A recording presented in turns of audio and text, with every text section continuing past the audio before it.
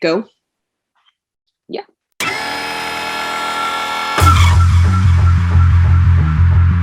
Hi, my name is Katey Stoetzel. I'm a film critic for The Pitch, Kansas City, and as well as theyoungfolks.com. And I'm Lonita Cook for KCTV5 and blackbebuzz.com. Katey and I are both professional film critics and members of the Kansas City Film Critics Circle, and this is KCFCC Review Roundup. Thanks for joining us to review the movies. So Katey, go ahead and tell them what we're going to talk about today.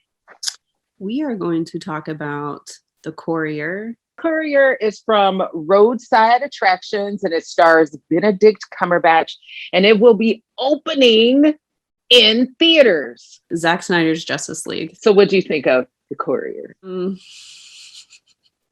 It was okay. Yeah, it was okay. Like, the spy stuff was interesting in the beginning, but then it started to get kind of boring. This is gonna I'm kind of tired of straight couples on TV, to be honest, but I think part of that is also coming from just like people don't know how to write women characters. So like the wife in this, which I think is played by the same girl that was in I'm Thinking of Ending Things, I believe. I could be wrong. You know, I'm thinking of it. I don't think I've wait. I'm thinking of Ending Things, that crazy psychedelic movie that yeah. Is that the same girl? Oh Lord. Yeah, like the wife's role in this was really just kind of annoying. I was like, this is hitting all the same like tropes of like my husband's having a secret and I think he's having an affair because he had one before. And I get this is also based on a true story, so I think part of that's coming from that. But well, do you think that a part of it is also because it's representing kind of that 1960s culture? Because in terms of that, I absolutely thought, oh, in order for them to be able to tell these like super white stories, they got to take us back in time. That's what I thought. Maybe I was just very uninterested. Well, you know, I like spy thrillers. What I really enjoyed about it, it was slow paced, and I will freely admit that, but I'm okay with it. It really is slow paced. It's not a slow burn, because I like a slow burn. I can get down with that. But it took a minute to giddy up. But I loved how you can look at this movie and see that not everything is as it appears. When your friend takes you to lunch, sometimes it's not just lunch. When, you know what I mean? When your husband is having an affair, sometimes, honey, is not having an affair. So I was like, you know, the manipulation is strong in this one. Sounds like work. No, tell them I'm in my chair. Yes, he's just walked in. This is unexpected. I can't believe I'm actually having lunch with spies. I'm just a salesman. Exactly. You're a civilian, so the KGB won't be watching. It would be a real service to Great Britain. What do you want me to do? I'm here to open a door to the top manufacturers in the West.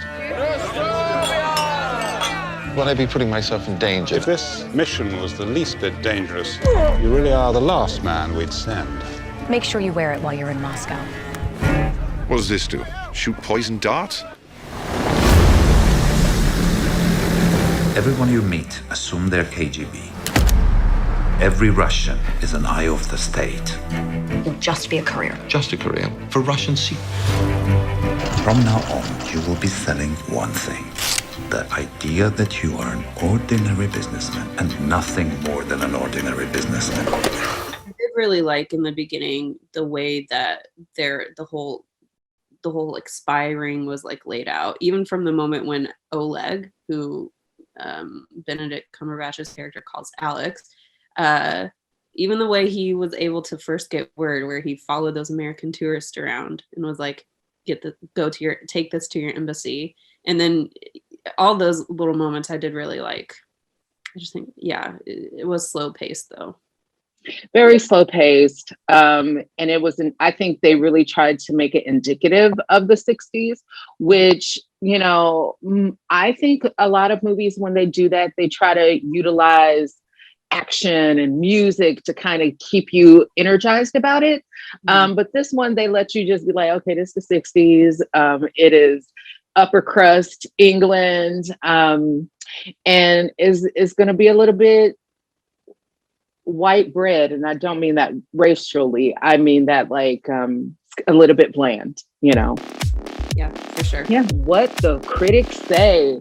So Simone Wilson of the Courier Tribune and the Gladstone Dispatch says about the Courier, a big screen adaptation of the true story about Cuban Missile Crisis era spies, starring Benedict Cumberbatch and the marvelous Mrs. Maisel, sounds like a surefire hit, or at the very least, Oscar fodder. But it literally took me 3 attempts to watch my screener because I had so much trouble staying awake for this one.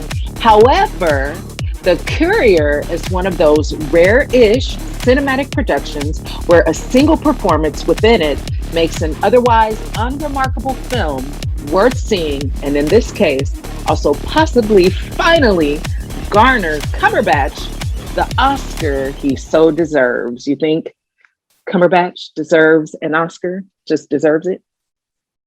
I don't know if I would say it for this film, but like holistically, sort of like Leonardo DiCaprio, he deserves one. Nice. Then Dan Liebarger of the Arkansas Democrat Gazette and the Pitch Weekly, he also talks about the Courier and says, because Cumberbatch is good at playing experts, it's easy to imagine him handling danger with 007's finesse. For this film, however, awkward bumbling can be just as involving and heroic. Absolutely. He is very bumbling in this film. That is our Dan Liebarger. He will call somebody out for their bumbling. We can get started with Zack Snyder's Justice League. What was your take on it? Too long. Way too long. However, I think the beginning was really great, and I was not a fan of this idea. Was not looking forward to it at all, but I was pleasantly surprised that it has really great like context setting that the 2017 didn't have, especially if you're not familiar with these characters, and like the ones were introduced to like Cyborg and the Flash, who don't have their solo films before this film. I just understood them like way better here. However, I think it does devolve a bit once you hit the 3-hour mark, because really nothing needs to be that long, and then it goes on 1 more hour. Like, okay, yeah. So after the major action is done, I was okay letting it go. I didn't feel like it felt too long, but it was too long because don't nobody got time for that. You know what I'm saying? It was like, so when I get to start my day, but I watched it, and I do feel compelled to watch it again. I really enjoyed it. And then after the broken covenant that is Wonder Woman 1984, I found this very refreshing. 1984 was disappointing. I will say also, Ray Fisher was my favorite part of the 2017 one. I'm really glad he gets an expanded thing here. His like flashback scenes are amazing, and then just everything about him interacting with the like cyborg part of himself is really cool.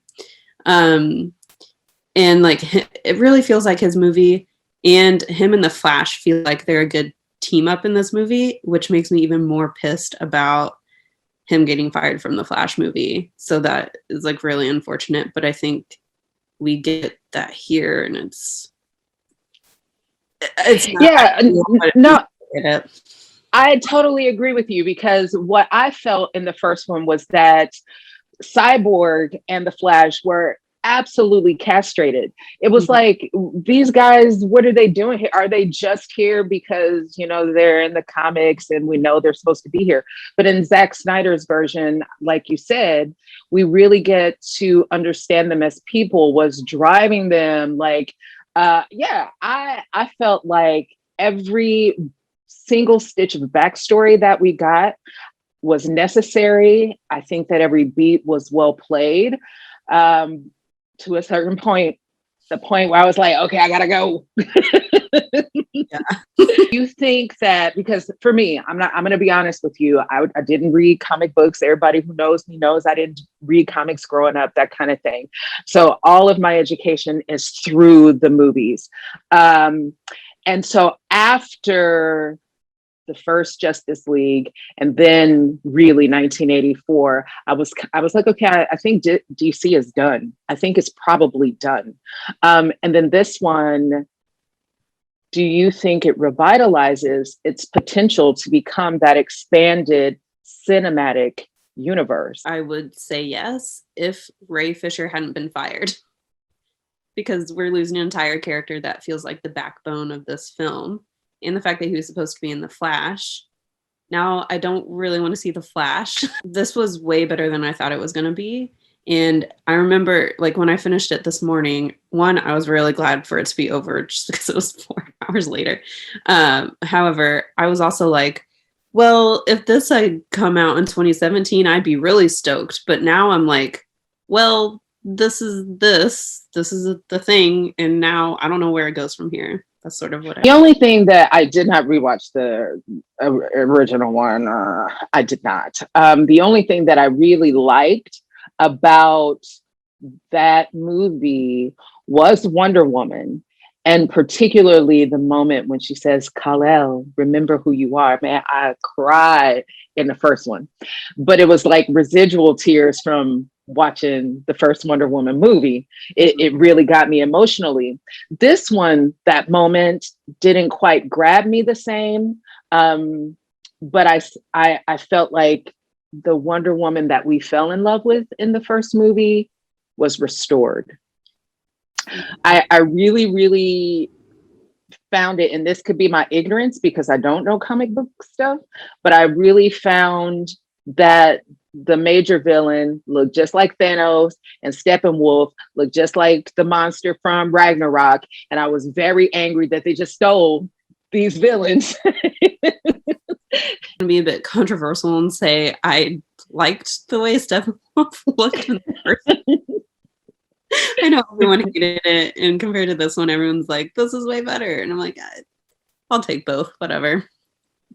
Yeah. You know, I don't know. I just feel like this was a Hail Mary for DC, because I think maybe even fans, but casual viewers like myself are kind of like, yeah, deuces, you know. And this is like, oh, I can't wait for the, you know, whatever, you know. This was smart. I thought it was smart.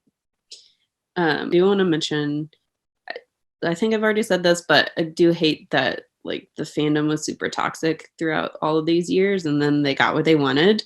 However, I'm really glad that the actors got it and Zach was able to do it. But what I want to come out of this is not more like toxic fandom people. I already saw a tweet where they were like, okay, now we want the Snyder universe. And I'm like, you guys gotta stop. What I would rather come out of this is like other directors, specifically like women of color directors, getting a chance to do something like this and doing what they want to do, because this white guy got to do what he wanted to do, you know? So that's my last thought. And it's a great thought to end on. All right, so before we get out of here, I want to ask you, because this is important to me, I love to talk to my colleagues about criticism, about the work that we do. One thing, why do you do it? Why are you a film critic? I forgot to prepare for this question. So this will be really off the cuff. Why do I do it? I love talking about it. Because if I didn't do this, I think my family and friends would get annoyed, even more annoyed with me with how much I bring it up. But at the same time, I just like having conversations with other people, even if we disagree on things. I just like having those conversations, and I think they're important to have. Whether it's the written word or like what we're doing through podcasts, you know, it's all good. I agree. I think that entertainment, for me, entertainment is so downplayed, and I think it's actually the most powerful system by which we are conditioned. And I think that a part of what we do is to keep it in check. You know, we see what you're doing, we see your messaging, like we know it's messaging, and so there has to be a league of people, and I think I'm elevating us probably higher than most people would think we are, but I do think there needs to be a league of people who say, you know, we got our eyes on you, because it is such a powerful tool to shape human minds. Yeah, I do want to add, I feel like I'm gonna make this sound like, ooh, film critics get a lot of shit from people and whatever. I mean, sometimes we do, like, that's not a real job kind of thing. However, I think some of the best film criticism is not something that is like, this was good or this is bad. It's the ones where even if you disagree with what they're saying, you still like find something in their writing about the thing that you watched that you didn't pick up on in your picking. And sometimes it could just like turn a light bulb on in your head. And you're like, oh, I didn't think about that. That's interesting. And it just gives you a new way to like view a thing that you watched, either if you disliked it or liked it. So that's another thing I like about film criticism. Perfect. KCFCC Review Roundup. And thank you all for joining us to review the movies. Yay. Thanks for having me.